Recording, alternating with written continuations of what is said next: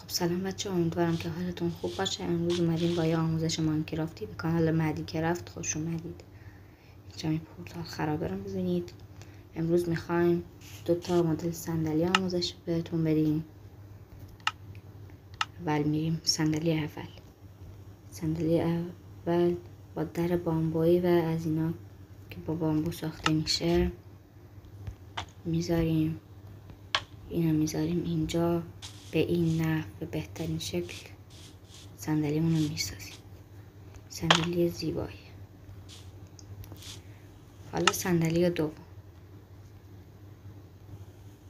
برمیداریم. از اینا میریم قسمت پله ها،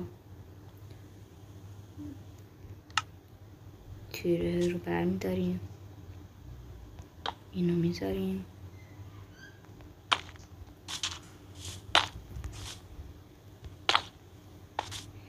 و این هم صندلی دوم. امیدوارم که از این ویدیو خوشتون اومده باشه.